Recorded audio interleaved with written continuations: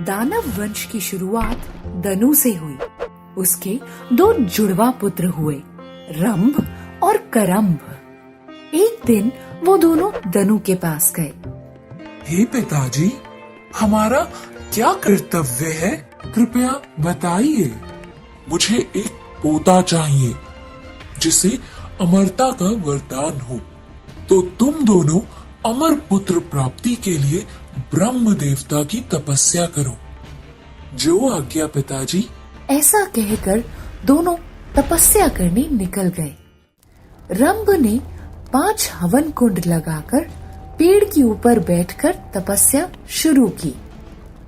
ओम ब्रह्मदेवाय नमः।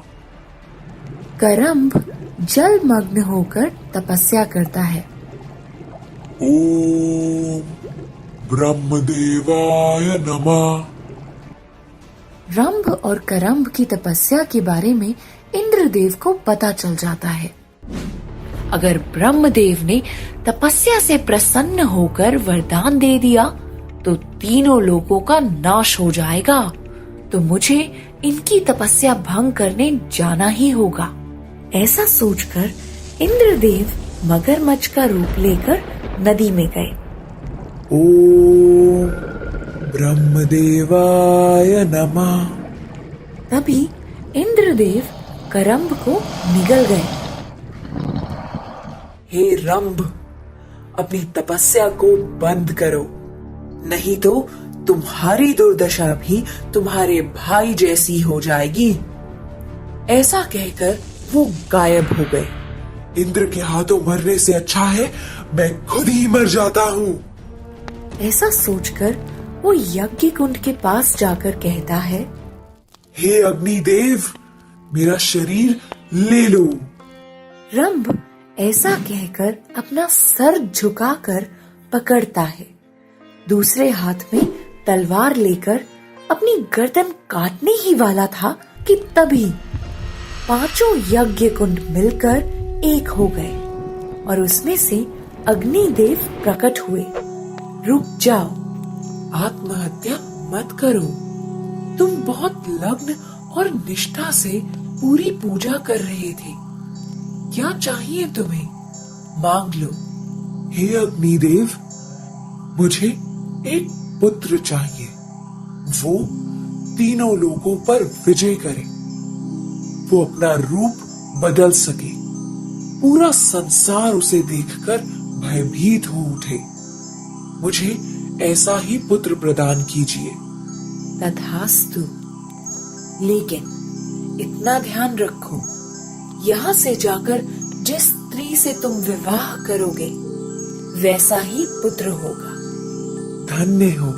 अग्निदेव को नमस्कार करके वो अपनी मनपसंद स्त्री को ढूंढने निकल जाता है। जाते जाते वो यक्ष पर्वत पर पहुंच जाता है। उसको एक महिषी दिखी जो बहुत हष्ट पुष्ट थी।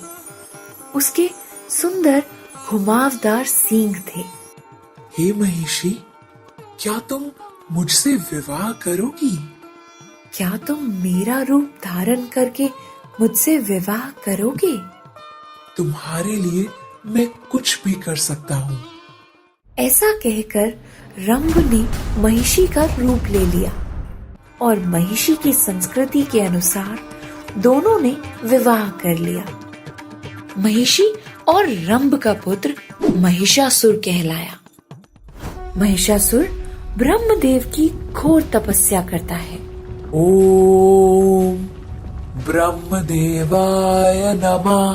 ब्रह्मदेव प्रकट होकर बोले, हे भक्त, तुम्हारी तपस्या से मैं प्रसन्न हुआ।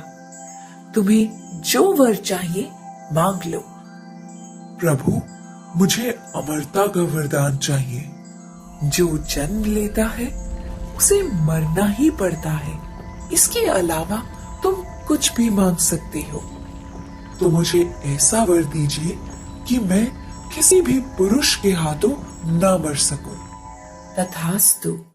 महिषासुर ने सारे राक्षसों को इकट्ठा किया और देवताओं के पास जाकर उन पर आक्रमण कर दिया। इंद्र और सभी देवी देवता मिलकर त्रिमूर्ति के पास गए। सभी देवी देवता रोने लगे। तब ब्रह्मदेव बोले, हम सबको अपने तेज से एक स्त्री का निर्माण करना होगा जो महिषासुर का विनाश करेगी। तब ब्रह्मदेव के शरीर से एक लाल रंग की रोशनी निकली। शिव के शरीर से एक सफेद रोशनी निकलकर लाल रोशनी से मिल गई। फिर विष्णु के शरीर से एक नीली रोशनी निकली और इसी तरह सारे देवी देवताओं के शरीर से भी रोशनी निकलकर उसमें मिल गई।